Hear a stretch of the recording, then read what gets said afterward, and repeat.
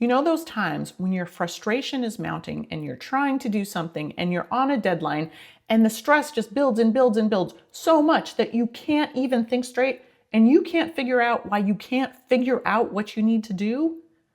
I had one of those days the other day. So I did what any normal person would do. I asked ChatGPT for help. And I think the answer it gave me just might help. Do you ever have one of those days where you're trying to do something and it's just a little thing and it's not going quite right? And it's something you've dealt with before, but you think, okay, this time I am going to fix it. I'm finally going to fix it. That was me the other day. I thought, I need to just take care of this problem once and for all. So I opened up ChatGPT and I asked, how do I fix this? And it was close, but not quite right. So I tried again. That's not quite working. What else can I try? And the software I was working on just would not work. And it was a little thing, and it was something that I've ignored before over and over. But I was so frustrated because I was trying to get something done. And of course, I was running out of time in the day to do the list of things that were frankly too many things to do. And I was getting more and more frustrated about this little tiny thing. And so I literally ended up giving up, walking away in frustration and saying, fine, I guess I'm just not fixing that. So the next day, I'm telling one of the smartest people I know about this little glitch that I had. And he looked at me and said, oh, why didn't you ask, like Google Gemini? Or, hey, wait a minute, didn't you do a video about literally sharing your screen with a live stream Gemini assistant and asking for help there? Why didn't you try that? And I just stared at him and thought, I'm an idiot. I literally forgot all of those options at the time. Like, what's wrong with me? And this is not the first time it's happened.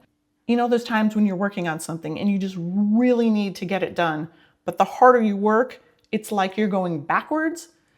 And then as soon as you finally shut down for the day and walk to your car or hop in the shower or go for a run, 3 answers pop into your head. Why is that? Well, it turns out it's not just me. It's literally how we are wired. So I went to my current best life coach, ChatGPT, and asked this question. What the heck is wrong with my brain that I can't think of these things at the time when I need them the most?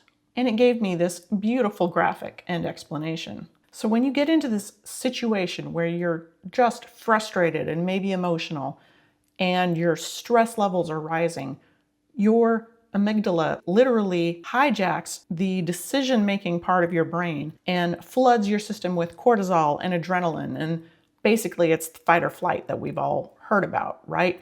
Your brain is saying, there is a source of stress in front of me. I need to focus on that stress. And it shuts down the part of your brain that's responsible for memories and decision-making and basically executive functions, which is kind of what you need at the time. But you are actually incapable of that because the more you see the problem, which your brain thinks is a tiger chasing you, the more your brain says, we need to focus on that tiger because it's chasing us.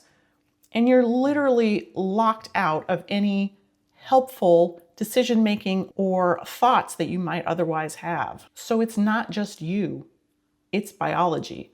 This is how you are made to work. So this is ironic because the part of your brain that you need to fix the problem is the part of your brain that's literally being shut out of the decision-making process. So what do? The problem is you're flooded with cortisol at this point and you need to clear your system. So how do you do that? It's the things we've all heard before. Take a deep breath, step away from the problem, get a drink of water, go for a walk, go outside, basically short circuit the problem, tell your brain there's no emergency here. Forget everything else that I had literally just told you about the dire situation of the software glitch I find myself in. Things are fine, just relax. So that not only tells your brain that you are safe, it also actually can release the cortisol from your system. The exercise can help disperse it away until your brain is no longer stuck in fight or flight mode and it can work normally again. So that's all well and good after you have remembered to walk away, calmed your brain down, and let the things that you know actually come back into your brain. But what do you do the next time that happens? What am I going to do the next time I find myself in that state of just ready to throw my laptop through a window? ChatGPT very helpfully created this little troubleshooting lifeline for me. And I was surprised at just how good ChatGPT was at giving not just technical advice, but it gave me really good sort of life advice, really useful things I could do the next time I find myself in this situation. Breathe. This is just a puzzle. You don't have to know it all. Step 2, what is the error exactly? Write it down in plain words.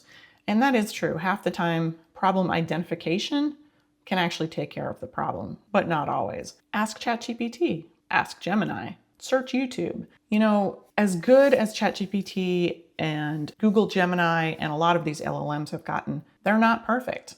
If you ask them the same question on different days or even twice in a row, it's going to give you different answers. It's not a programmed answer, and I sort of forget that.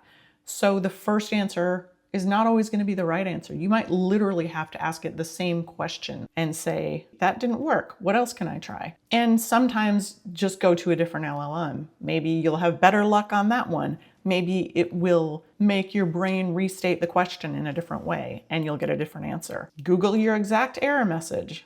Check the app's official documentations. Well, come on, let's be honest. Who's going to do that? Not me. Next step.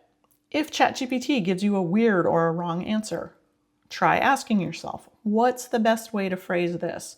And it gives me a little cheat sheet. I'm using version X on this platform, trying to do some action. And that helps calm your brain. It gives you a template to kind of say, okay, here's the steps I need to take. Again, short-circuiting that sort of panic mode. Okay, I have a template I can use. I can fill in the blanks. I can play Mad Libs with my problem. And if you're still stuck, save it for later. Just say, today is not the day. I'm going to solve it. Walk away. Come back in 20 minutes. Take a drink of water. Go do a little exercise. So I really liked that idea of having a cheat sheet for myself that I could just hang somewhere, and the next time I'm feeling super overwhelmed, super frustrated, I could just look at it and say, I know I'm in this place where I can't even think to know that I can't remember what I need to do.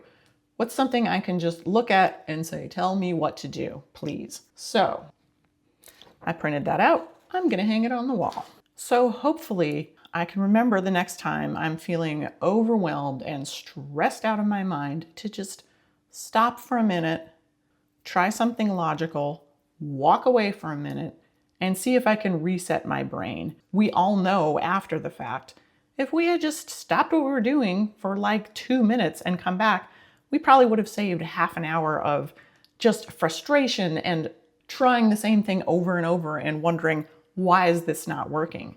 Because the reality is, this is literally how we're wired to work. I guess the good news is it means my brain is working as designed. Sometimes maybe I don't like that design, but if there's a tiger that ever comes into this room, I know I am good to go. Not sure where I'd go to get away from a tiger, but you know, my brain would be on it. So if this has ever happened to you and you have rage quit or wanted to flip the proverbial table, take these ideas and run with them. And no, you are not alone. It's not just you. It's not just me. It is all of us. If you found this video helpful, give it a like. Maybe share it with somebody you know who you think could use it too. And remember, we are all in this together. Thanks for watching. I'll see you next time.